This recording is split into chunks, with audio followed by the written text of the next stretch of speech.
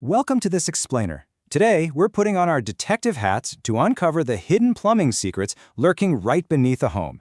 When you're looking at a house, it is so easy to get blinded by a beautifully renovated kitchen or a fresh coat of paint.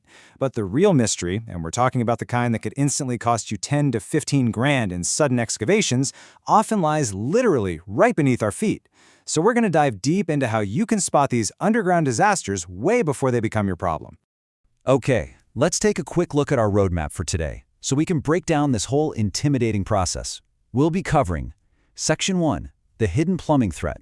Section 2, the basic inspection checklist. Section 3, uncovering the red flags. Section 4, the video camera scope. And finally, Section 5, limitations and final takeaways. Let's jump right in. Section 1, the hidden plumbing threat. So right off the bat, there is this massive dichotomy in home plumbing. Think about your visible plumbing for a second.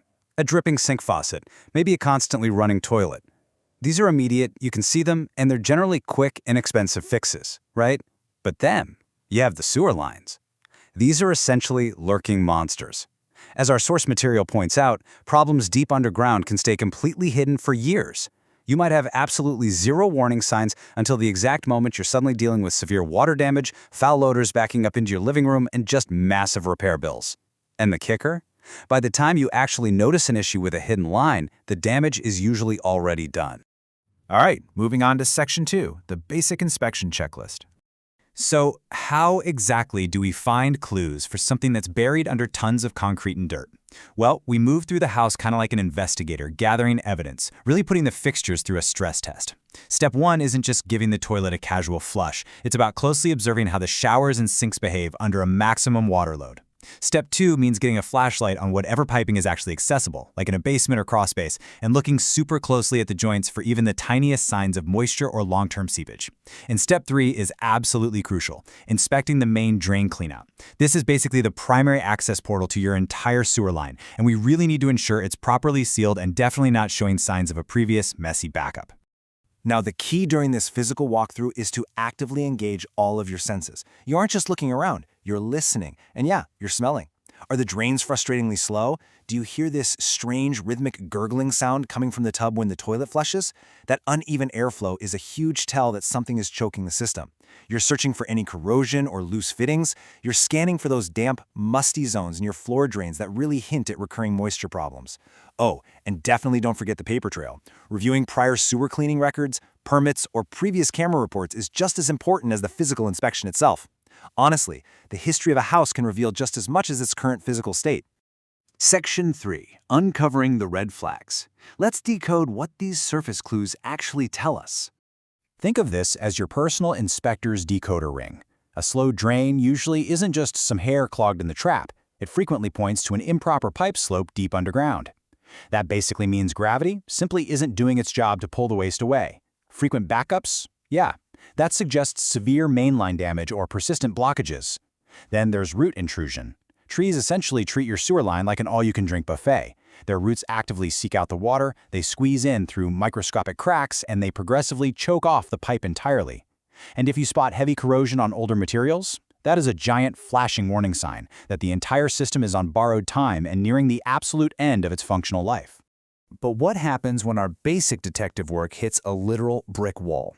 We've flushed the toilets, we've heard that ominous gurgling, we've seen the corrosion. The clues are all pointing to a subterranean disaster, but because inspectors obviously don't have X-ray vision, we still can't see the actual problem to know exactly how bad it truly is. So the big question becomes, when is that routine inspection simply not enough to protect your investment? Which brings us to Section 4, the video camera scope. This is where we hit our limits and break out the advanced tech. Think of the video camera scope like an MRI for your home's plumbing. A high-definition camera is physically snaked down into the depths of the pipes to reveal all those invisible issues that a routine walkthrough just can't catch. So instead of crossing your fingers and just guessing if a slow drain is a minor blockage or a fully collapsed, crushed section of pipe, the camera gives you undeniable, high-definition visual proof of exactly what is happening along the interior walls of your sewer line. It completely takes the guesswork out of the equation. Now, you don't always need to jump straight to a camera, but if the property fits certain high-risk profiles, it becomes absolutely essential. For instance, does the home rely on older plumbing materials like clay or cast iron? Are there massive, mature trees whose root systems overlap the sewer line's path out to the street?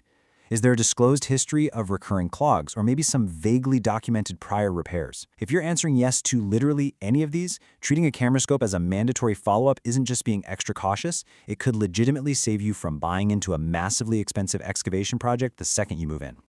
All right, let's bring it home with Section 5, Limitations and Final Takeaways. Every good detective knows the limits of their jurisdiction, right? We have to remember the real-world constraints of this whole process. Inspectors cannot perform destructive testing, which means they aren't smashing through drywall or digging up the front yard to check a pipe. And here is a massive takeaway for you. If cleanouts are missing, if they're capped incorrectly or buried under a bunch of landscaping, that is a hard limitation of the inspection. It is absolutely not a definitive no problem found stamp of approval. Plus, temporary conditions can totally fool you. Like if a home has been vacant for months, dried out tree roots might shrink back, which temporarily masks a huge intrusion problem. But the second a family moves in and starts using the water daily, boom, the problem immediately reveals itself. I really love this quote from our source material because it perfectly demystifies the whole process. It provides a practical path from what we saw to what should be verified. A good home inspection doesn't give you some magical ironclad guarantee that a pipe will never ever break. Instead, it pairs routine, careful observation with smart, escalated recommendations, like that camera scope we talked about, to drastically improve your odds of catching those disasters before they ever happen. So I'll leave you with this final thought. The next time you walk through a potential new home, try to look past those gleaming new countertops.